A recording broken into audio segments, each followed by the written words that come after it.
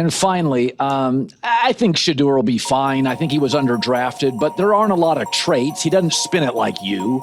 He's not as tall as you. He doesn't move like Lamar. He doesn't have a lot you go, wow. What did you see that you liked or didn't? Did you think he was a first-round player? Yeah, I did, Colin. I thought he was first-round talent. I don't know the guy. I still, it's sort of a mystery to me why he fell as far as he did. Well, now tuned in to the Dark Times channel.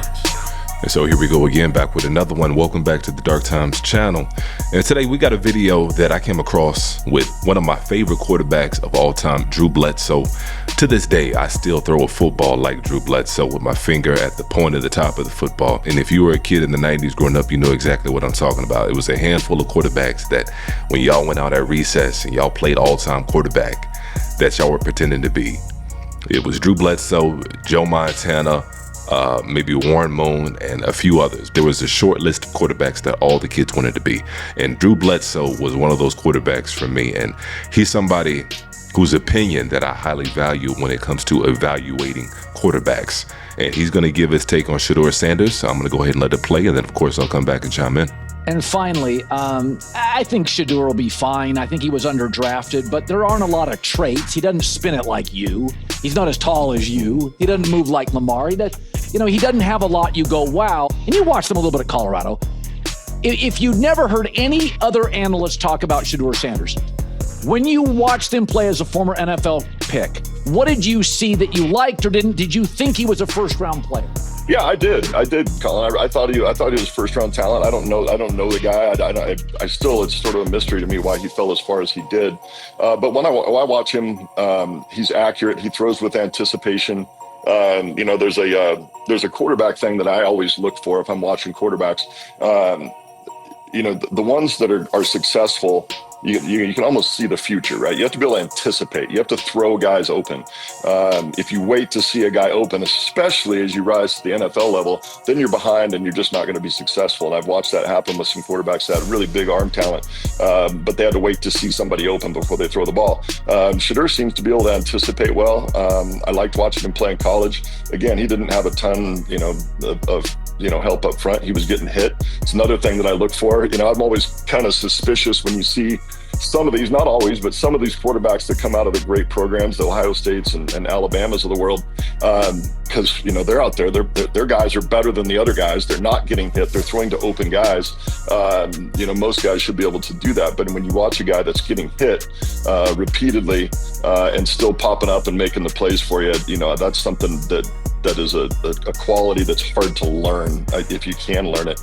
And he got his ass knocked off in college and still continued to battle and play well. So absolutely, no doubt about it. I watched every single snap at Colorado, and I know a lot of y'all did as well. And there's one thing that you can't deny when it comes to Sheduer Sanders is he was getting hit every game. He was one of the most sacked quarterbacks in all of college football. 3rd and 6, 4-man rush. Sheduer spins out of it. Another man in his face and sacked again. That's the 4th time. And of course, you can always say some of it's on his fault. As with a lot of young quarterbacks, they tend to hold on to the ball a little bit too long, try to do a little bit too much. But in his case, he probably had one of the worst offensive lines, and that's being generous. He did get some help in his 2nd year. They got one of the top recruits to come solidify that left side. But aside from that, he really didn't have a whole lot of help up front, and they look mismatched every single game. No matter what school they were going up against, you can tell there was a noticeable size difference. But yet Sheduer Sanders stood up in that pocket, stood tall, and he delivered one of the most accurate balls in all of college football. And that was one of the things that Mike Tomlin echoed as well. Were evident in this video. There's a toughness there that doesn't get talked about enough. There's a competitive spirit there that doesn't get talked about enough. I know he's very talented and made a lot of plays for his university and his team. But the intangible qualities displayed on tape were impressive to me. And it's not just the durability piece, but it's the mental toughness of knowing that you're going to get hit the next play, but still standing in there and delivering the ball and doing that over and over again. That's a hard thing to learn. It really is a hard thing to learn. I don't know if you can learn it. And Sheduer seems to have that ability to take his hits and keep battling. And so there you have it, coming straight from one of the greats, one of my all-time favorite quarterbacks, and Drew Bledsoe. echoing a lot of the same sentiments that a lot of us have been saying when it comes to Sheduer Sanders. You turn on the tape, he's got it. If anybody's ever watched any Colorado game, especially one of the close games, one of the tight games, 9 times out of 10, they didn't lose because of Sheduer Sanders. If they lost and it was close, it was because time ran out. Like I said, he was making that play, standing tall in the pocket, delivering an accurate ball. And that's what it takes at the next level, especially if you're drafted by an organization that's not doing well, which usually is the case. If an organization is drafting a quarterback, that means they usually are not doing well. And so he's not going into a perfect situation. The offensive line may not be perfect, but he's used to it. He's used to it. And then on top of that, he's not used to having a running game. Imagine playing for a team in which you can't run the ball. No matter what you do, you can't run the ball. And so when you get on the field, everybody knows that you're going to throw the ball. Everybody knows that you're going to drop back and throw the ball, and yet you still get it done.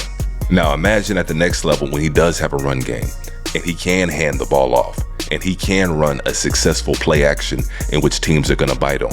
Sky's the limit, and a lot of people recognize it. And so I'm glad that Drew Bledsoe took the time to chime in on it, because his opinion, like I said, is highly valued. One of the best to ever do it. But that's my take on it. Go ahead and let me know what you guys feel below. And as usual, peace and chaos.